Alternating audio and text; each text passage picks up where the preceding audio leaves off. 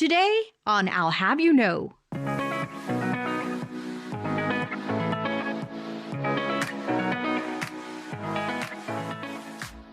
My biggest thing I would say for an entrepreneur is have mentors, get into a group so you can share your problems and other people have answers that you don't have, and also for the psychological and emotional support of it. Almost 3 decades of experience, 2 company exits, and 1 entrepreneur. Today we're talking with Sean Self, Rice Business Class of 2006 from the Executive MBA program.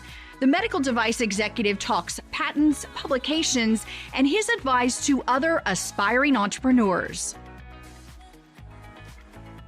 Joining us today on I'll Have You Know is Sean Self, Rice Business Class of 2006 Executive MBA. Sean, thank you so much for joining us.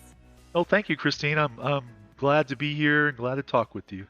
Well, first of all, you are a double alum. I'm not sure if that's the technical word, a two-time Al, both an undergrad and a Rice business degree. Can you take us back a little bit to the beginning in the first time you decided to choose Rice and why? Yeah, so, well, this was going back to 1989. I lived in Louisiana, and so I went to a boarding school. My dad had said some things about Rice, and I visited, and I loved it. And I was like, this is where I want to go to school. So if I hadn't, Georgia Tech was kind of my fallback school, and I got admitted there. I had got a full scholarship there, but I was like, no, I want to go to Rice, and I was a science, kind of guy. So, yeah, I came to Rice to start my career as a mechanical engineer or student career as a mechanical engineer, and just loved the experience. Everybody who's gone to Rice, especially as an undergraduate, they stay together as friends almost forever. So it was wonderful. So that was kind of my experience as an undergraduate, just kind of briefly, I guess. Uh, I graduated. I had no job. It was kind of like the economy was similar to today, and so my first, I was offered a job without pay, uh, to come in and try to help build back this company that had been shut down by the FDA. So I just kind of stumbled into the medical device industry without any strategy or anything at all. So, but that's kind of my undergraduate to first job kind of story. What led you to return to Rice, to Rice Business to get your MBA? There was a big project that I had to do to get us back into good graces with the FDA. So the person who brought me into the company was an engineer.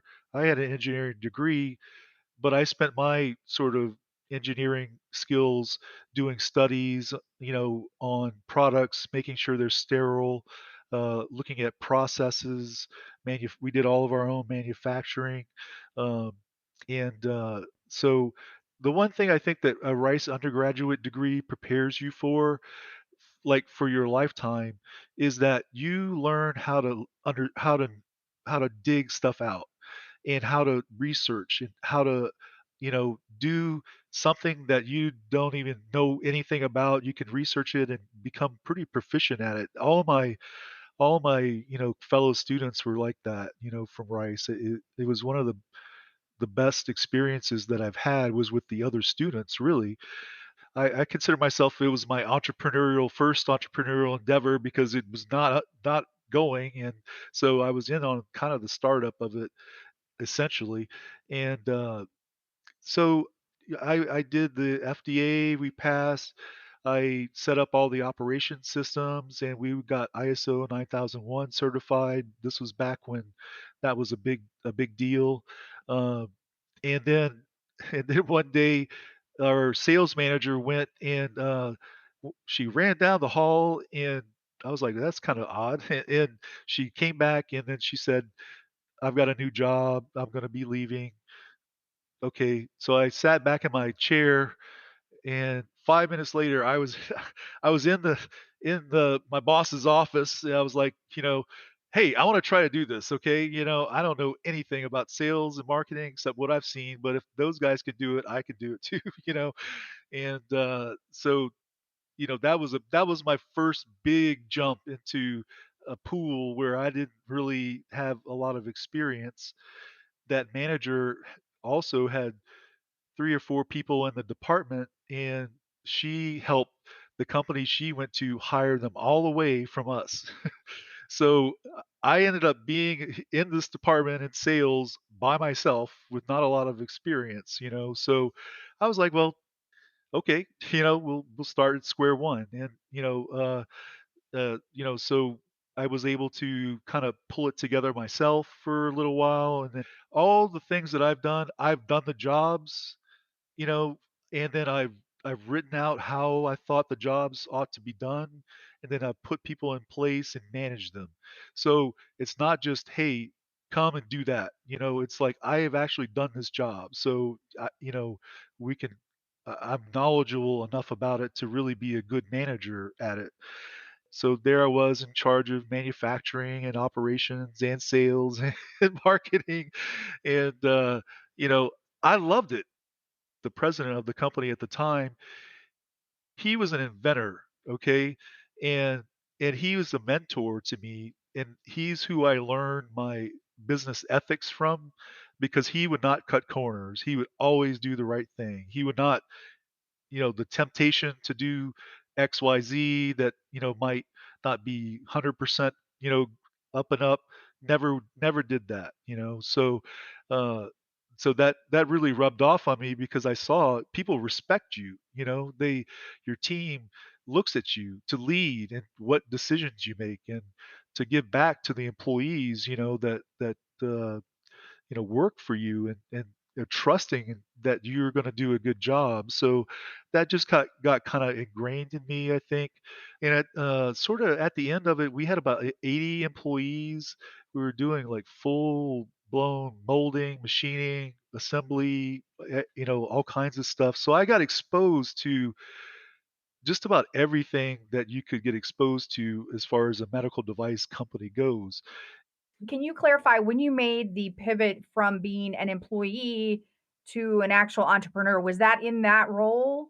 I invested, I've got stock options, kinda at the beginning. I never really put my own money into the business as a kind of an entrepreneur, you know, specifically, but, I worked, for $25,000 a year for a certain amount of time, and I dedicated my life to this business, and just did whatever it took. Sweat equity? Exactly, and, most people would have taken a job like that and, use it as a stepping stone, for something else, but I had so much of me in the business that I was like, "No, man, I know this, I'm gonna go there's more to do here." And what happened was things started moving fast, and, whereas I could say, "Well, I'm not sure for maybe something finance related, what is a typical, you know, uh, pre-money, pre-money, post-money, all that jargon and everything. I mean, I could look it up, but I didn't have time to anymore. So I said, you know what? I'm going to go back, get my MBA so that at least I have the toolbox.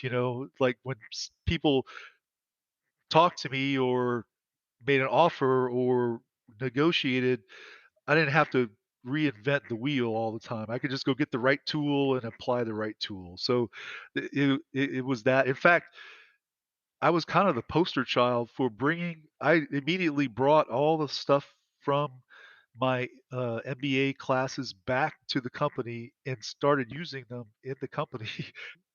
We grew that company, it was so profitable, and just a cash cow, and we got to a point where it was gonna be hard for us to get to that next level, and a company came along and offered to buy it, and it was a great valuation.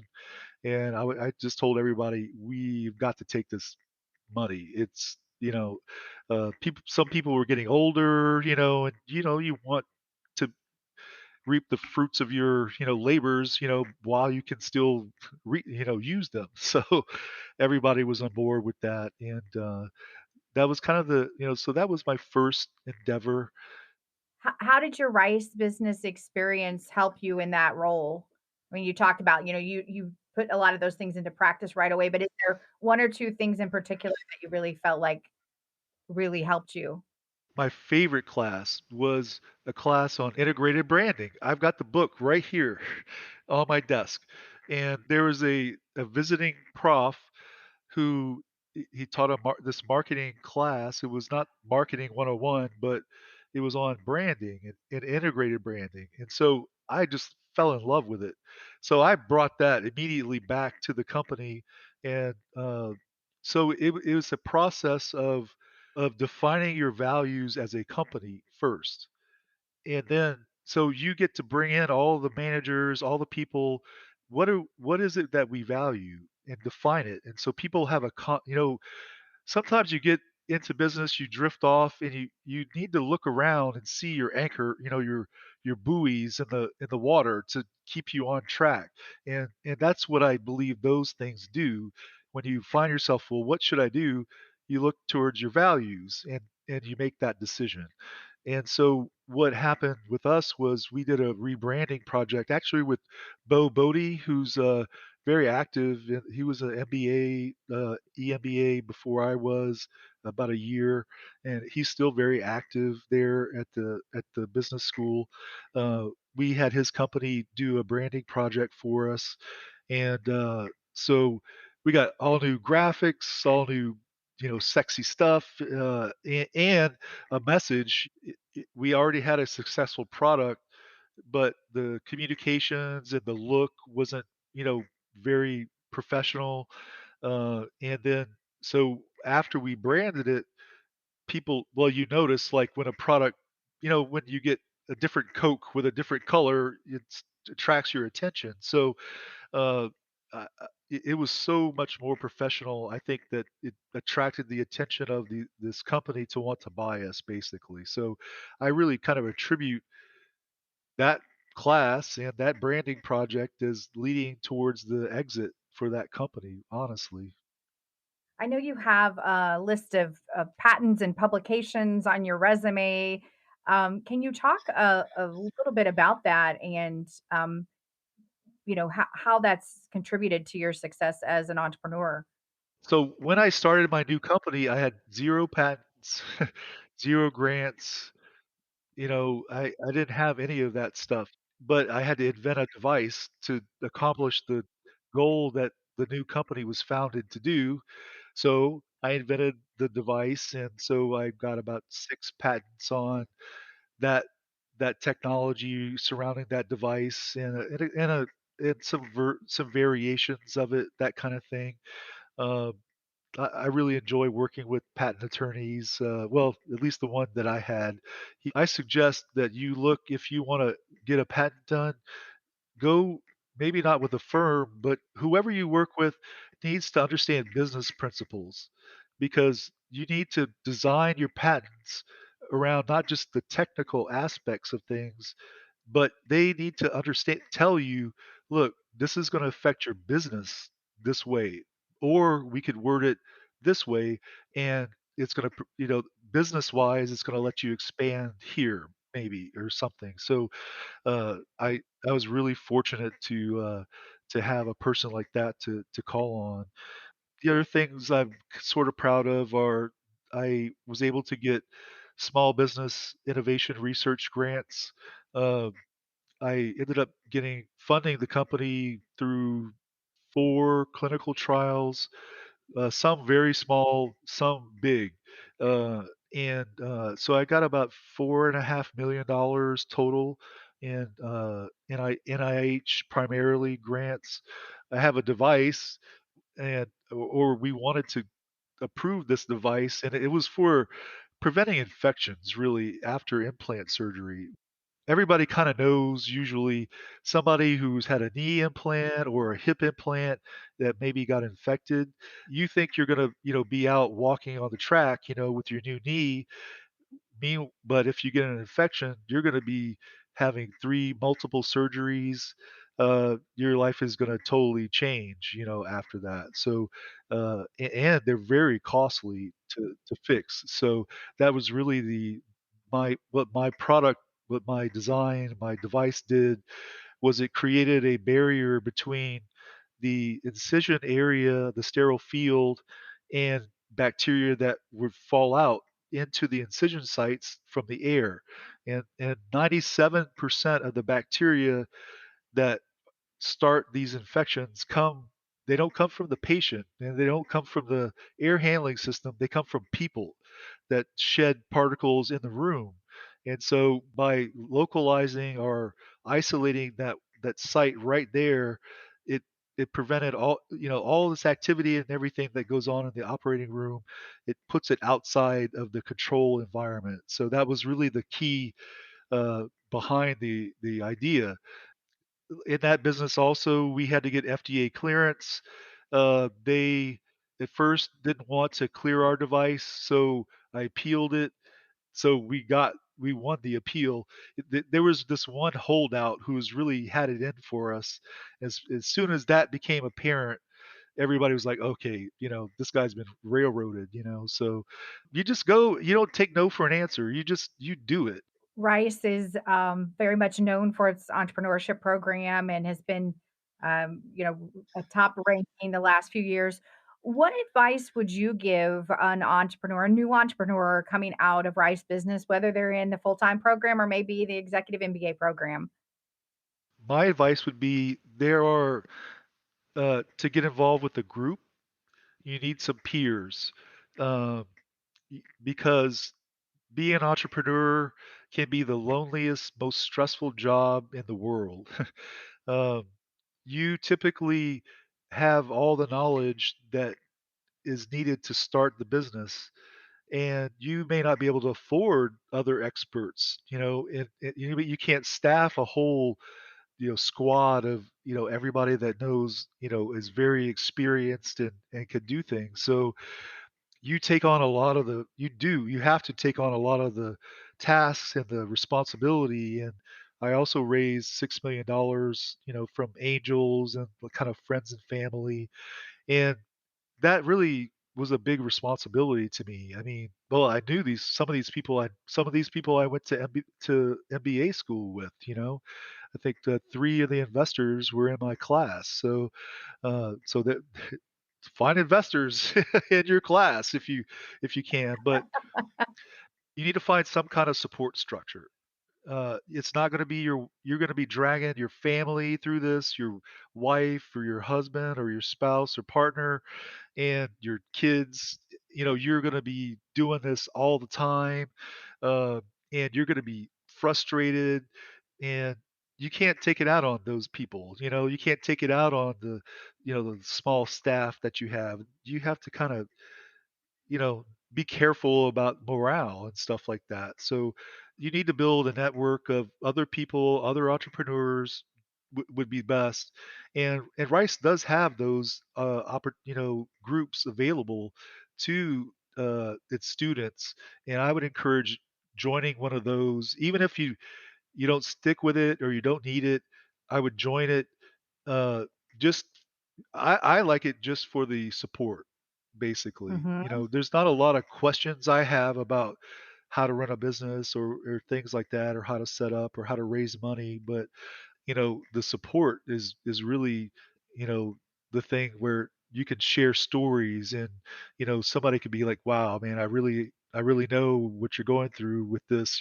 Maybe there's a health issue going on, and you're trying to manage all of these things, or your one of your kids has a problem, and you get entrepreneurs, they do this is I say entrepreneurs do what they do because they have to. We just don't we have to do this stuff. We have to take everything on. We have to solve every problem. We got to go bullying, through. You tell me no, well, I'm going there, and you can be very self-centered, essentially, doing, starting a business. My the biggest thing I would say for an entrepreneur is have mentors, get into a group so you can share your problems and other people have answers that you don't have, and also for the just the psychological and emotional support of it. you've been through an exit and worked in the medical device field for some time. There's a lot going on in the Houston ecosystem right now with entrepreneurship and particularly in the medical field. What have you seen in some of your observations and what's taking place in the landscape in Houston specifically? When I started the second business, which I sold at the end of last year, during that business, things really changed in the hospital system standpoint. So used to be a physician could ask for your product, you could do a trial or give them a sample. If they liked it, in 2 weeks you got a PO for it. It was not that complicated, but it was complicated that you had to convince the surgeon or the physician or whatever. Well, that just totally shifted. So now surgeons and physicians have almost no say in what is being bought, by the hospital. It's usually administrators that do, and of course, they have this notorious value added committee, that's like a bunch of people that basically are trained to say no. We don't want to spend any more money on things, so that really brought about the ideas that you couldn't really sell into the operating room or to the physician only.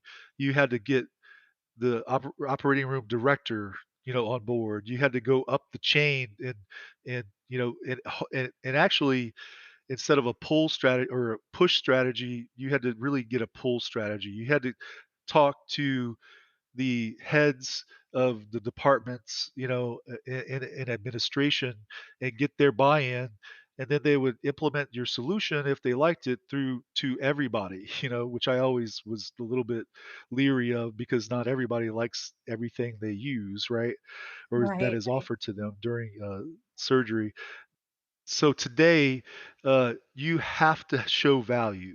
You have to show either the same quality but cheaper, or uh, improve quality with maybe a little bit more cost, or even better, improve quality at the same cost. That flies really well. Innovation took a big hit for a few years there because innovative devices are not reimbursable by insurance because they're brand new usually. So unless you're just doing kind of an improvement to an existing device, so we invented this whole new thing, and so it was difficult. We had to show that it was going to cost them money, and now hospitals had started to be charged for the cost of these infections. It's kind of cynical, but it was told to me just flat out that, look, when a person comes in and gets a knee replacement the first time, we'll make money on that.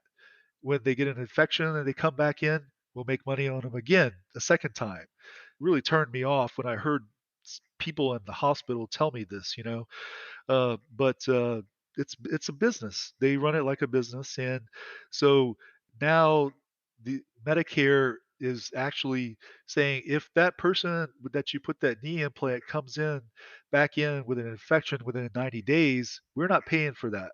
So there was the economic, impetus to try out new things and things, and that's really what helped our company a lot during that time. So that is, I think, what you have to show if you're going to build a technology in the healthcare industry, at least in terms of a device. Now, there's a lot of development in bioengineering, which deals with more the genetics and the mRNA stuff that's really come out really big. So there's about half and half. There's TMCX, Halo Fun, Fan Street Studio. Uh, what? It's a small family of people, in the medical industry here, uh, which is kind of bizarre. Other cities are better set up to move technology from hospitals to entrepreneurs to businesses to the market.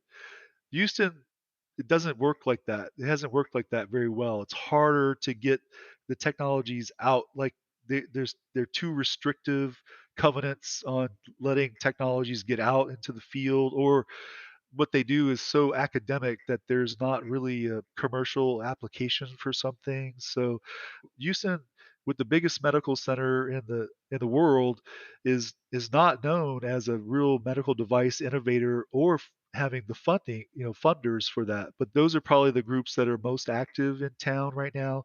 Uh, you want to get to know all those people in all of those groups. I've never been a good networker, but I have stories that I tell, and the stories attract people. I'm really an introvert more than I am an extrovert, but those are some groups that will fund early stage companies. Some of them will fund you and then want to put in some management of their own to help get it started.